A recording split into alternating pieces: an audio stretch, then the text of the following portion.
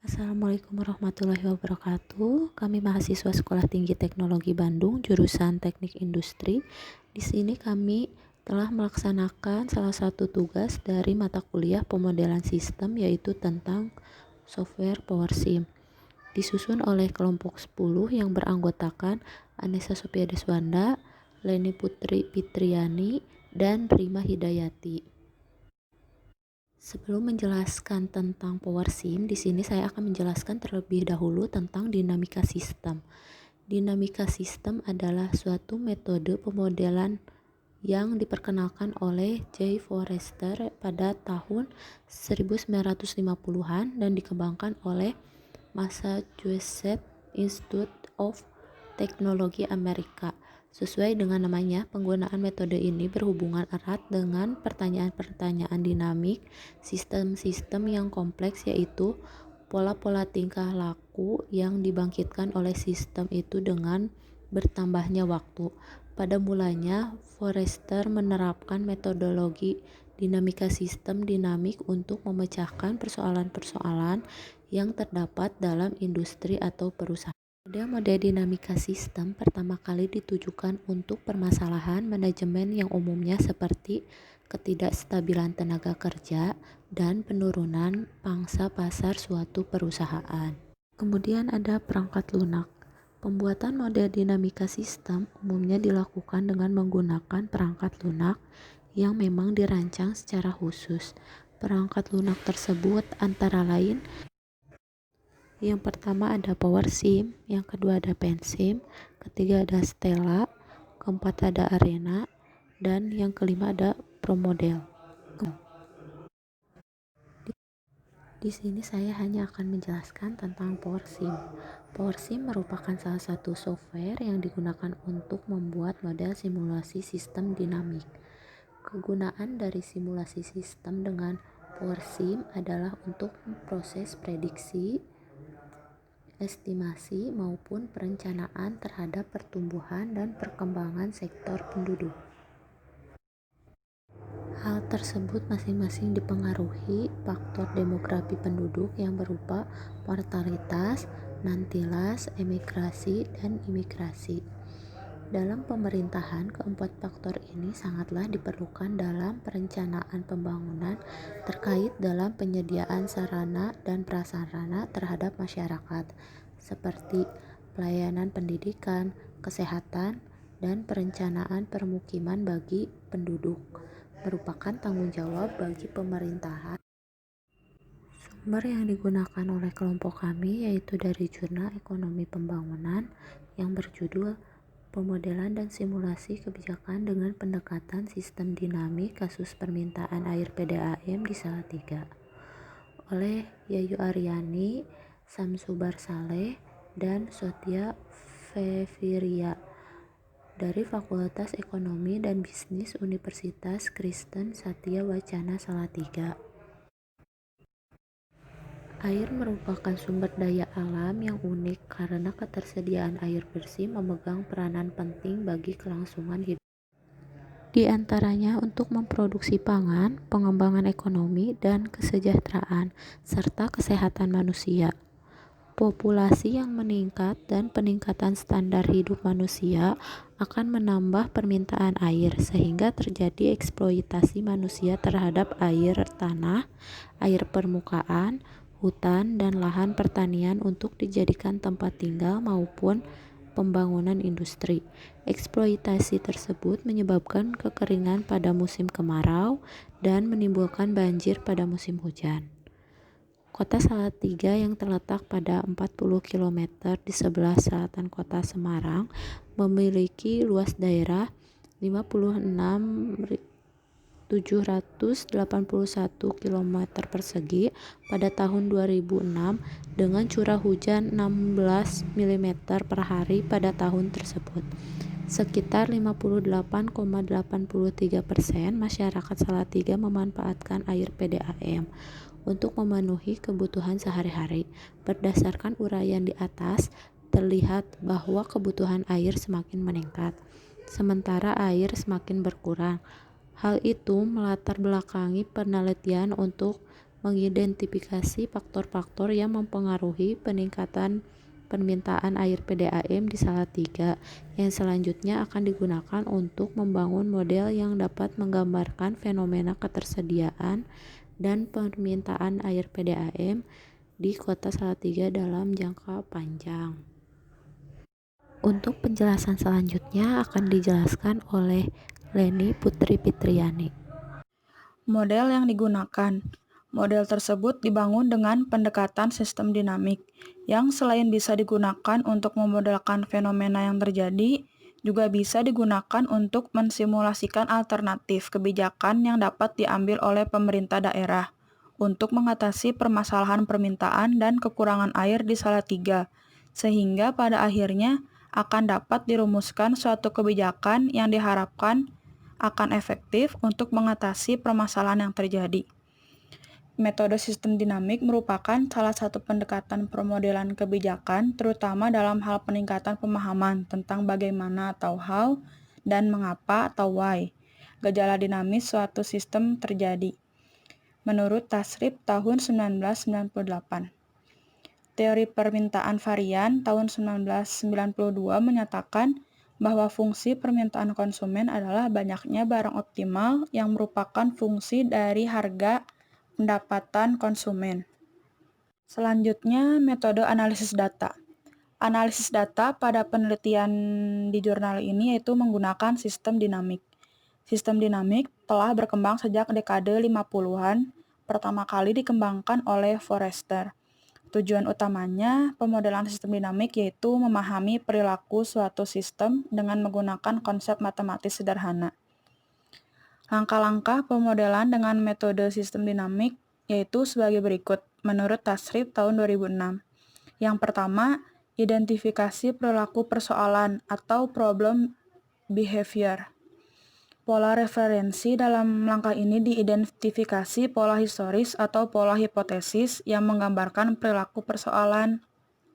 Pola historis yang dimaksud adalah pola data historis atau data pada tahun-tahun sebelumnya.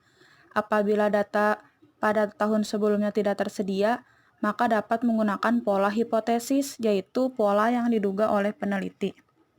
Kedua, menentukan suatu model komputer dengan software PowerSim. Struktur umpan balik model. Setelah batas model didefinisikan, struktur umpan balik yang berinteraksi akan dibentuk. Struktur umpan balik ini merupakan blok pembentuk model yang diungkapkan melalui lingkar-lingkar tertutup atau causal loop. Penelitian ini menggunakan model dasar yang memuat satu lingkar umpan balik yang ditunjukkan pada gambar 1. Tanda panah dalam gambar 1 menyatakan variabel yang mempengaruhi dan variabel yang dipengaruhi, sedangkan tanda plus minus dalam gambar menunjukkan sifat hubungan antar variabel. Pada gambar 1 terdapat satu lingkar umpan balik atau causal loop, yaitu antara populasi dan alih fungsi lahan. Semakin banyak populasi, alih fungsi lahan dari pertanian ke non-pertanian, misalnya peralihan lahan pertanian menjadi lahan perumahan dan industri dan perdagangan, akan semakin meningkat. Sementara itu, peningkatan alih fungsi lahan pertanian ke non-pertanian di suatu daerah akan semakin menarik orang untuk datang ke daerah tersebut, sehingga populasi akan semakin meningkat. Peningkatan populasi tentu akan meningkatkan permintaan air. Di sisi lain, peningkatan alih fungsi lahan yang terjadi melalui proses pembangunan atau aktivitas bisnis juga akan meningkatkan permintaan air. Selanjutnya pada gambar 2, volume air yang diproduksi PDAM akan meningkat apabila sumber air meningkat, tetapi akan berkurang apabila permintaan air dan kebocoran dalam distribusi air meningkat. Peningkatan volume air yang diproduksi PDAM akan menurunkan kekurangan air atau permintaan air yang tidak terpenuhi. Di sisi lain, peningkatan volume air yang diproduksi PDAM cenderung akan mendorong peningkatan total permintaan air. Permintaan air juga akan meningkat apabila permintaan air pelanggan dan jumlah pelanggan meningkat. Tetapi sesuai hukum permintaan air akan berkurang apabila tarif PDAM meningkat. Jumlah pelanggan PDAM akan meningkat seiring semakin bertumbuhnya populasi. Selanjutnya gambar ketiga. Submodel populasi dan perumahan yang dijelaskan dalam gambar 3 menyatakan kelahiran dan migrasi masuk atau perpindahan penduduk ke dalam suatu daerah akan menambah populasi, sementara kematian dan migrasi keluar atau perpindahan penduduk dari daerah keluar dari satu daerah akan mengurangi populasi. Tingkat kelahiran dan kematian diduga akan menurun seiring meningkatnya kesejahteraan masyarakat yang dalam model ini menggunakan pendapatan regional domestik bruto atau PDRB sebagai pendekatan. Sementara peningkatan populasi akan mendorong peningkatan permintaan terhadap rumah. Jumlah rumah yang semakin meningkat akan menyebabkan permintaan air semakin meningkat. Selanjutnya, gambar keempat. Submodel bisnis dalam gambar 4 menunjukkan aktivitas bisnis akan meningkat apabila terjadi pertumbuhan bisnis dan akan berkurang dengan adanya demolisi bisnis. Semakin tinggi aktivitas bisnis, maka pertumbuhan bisnis cenderung akan semakin meningkat pula. Peningkatan aktivitas bisnis tentu akan meningkatkan kebutuhan lahan untuk bisnis. Sementara semakin besar angkatan kerja, semakin banyak tenaga kerja yang tersedia untuk aktivitas bisnis sehingga pertumbuhan bisnis akan meningkat. Pada model PDRB yang terdapat dalam gambar 5, PDRB dianggap sebagai output yang dihitung dari fungsi produksi Cobb-Douglas. Semakin banyak kapital dan tenaga kerja yang digunakan dalam proses produksi, semakin banyak output yang dihasilkan. Kapital merupakan akumulasi dari investasi yang berkurang karena adanya depresiasi. Pembentukan model dengan software PowerSim tersebut dilakukan dengan mengubah causal loop ke dalam bentuk diagram alir atau flow diagram. Diagram alir tersebut memperlihatkan keterkaitan antara variabel-variabel dalam model dan penyusunan persamaan matematis yang menyatakan hubungan antar variabel-variabel tersebut. Bismillahirrahmanirrahim. Di sini saya akan melanjutkan materi berikutnya, yaitu poin ketiga, pengujian model dan analisis kebijakan. Jadi pada langkah ini, suatu kumpulan pengujian dilakukan terhadap model untuk menegakkan keyakinan terhadap kesahihan model dan sekaligus mendapatkan pemahaman terhadap tendensi-tendensi internal sistem. Dalam penelitian ini, pengujian model dilakukan dengan cara memastikan hasil simulasi model yang dapat mengikuti pola historis dan pola hipotesis. Karena penambahan sumber baru ini sulit dilakukan, maka diusulkan pula penambahan suplai air melalui kebijakan pengendalian kebocoran. Dan di poin ketiga ini ada alternatif kebijakannya yang berupaya mengatasi kekurangan air dari sisi permintaan, yaitu dengan cara menekankan laju pertumbuhan konsumen air melalui penggalakan kembali kegiatan keluarga berencana atau KB untuk menurunkan tingkat fertilitas.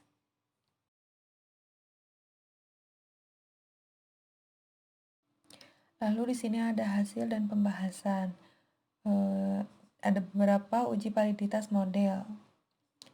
Yang pertama itu hasil simulasi model dasar tahun 2000 sampai 2060. Grafiknya masih dasar ya. Lalu ke uji validitas model 2. Di gambar ini itu ada hasil simulasi kebijakan penambahan sumber air tahun 2000 sampai 2060.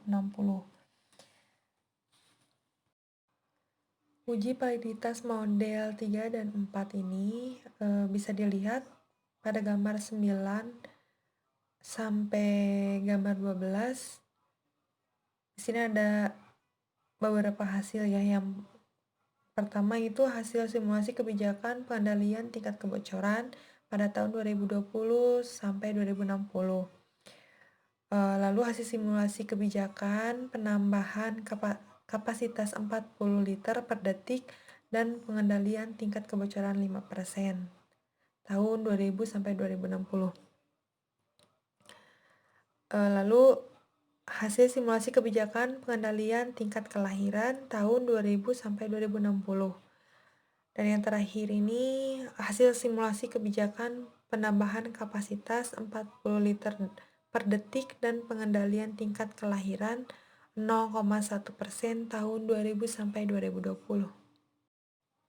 Dan pembahasan yang terakhir yaitu kesimpulan pada jurnal Ekonomi Pembangunan yang berjudul Pemodelan dan Simulasi Kebijakan dengan Pendekatan Sistem Dinamis pada kasus permintaan air PDAM di Salatiga. Jadi, berdasarkan kesimpulan dan dengan pertimbangan PDAM, sebaiknya melakukan kebijakan yang dapat dikendalikannya. Maka dari itu, peneliti menyarankan kepada Pemkot Salatiga, khususnya PDAM Salatiga, untuk mengatasi kekurangan air dengan kebijakan pengendalian tingkat kebocoran. Sehingga hasil simulasi menunjukkan kebijakan ini lebih efektif daripada kebijakan penambahan kapasitas produksi dan pengendalian tingkat kelahiran. Apalagi untuk mengatasi kebocoran, PDAM hanya perlu melakukan perbaikan pipa-pipa transmisi maupun distribusi, sedangkan untuk melakukan kebijakan penambahan kapasitas produksi, PDAM harus berusaha mencari sumber air baru yang tidak mudah dilakukan. Selain itu, apabila PDAM mencari sumber air dengan membuat sumur dalam atau sumur artesis, akan menyebabkan kerusakan lingkungan yang berakibat menipisnya cadangan air di bawah tanah. Dan ada beberapa faktor yang mempengaruhi permintaan air PDAM di Salatiga adalah jumlah penduduk per kapita, pendapatan per kapita, aktivitas bisnis, dan tarif PDAM yang meningkat sehingga 62% per tahun 2003. Fenomena permintaan air di Salatiga dapat dinyatakan dengan model yang secara teknis disajikan dalam Kasualuk. Berdasarkan model tersebut dan sesuai dengan kenyataan, Salatiga mengalami kekurangan air bersih, khususnya yang disalurkan oleh PDAM. Hal tersebut terjadi karena permintaan air yang semakin meningkat, sementara volume produksi air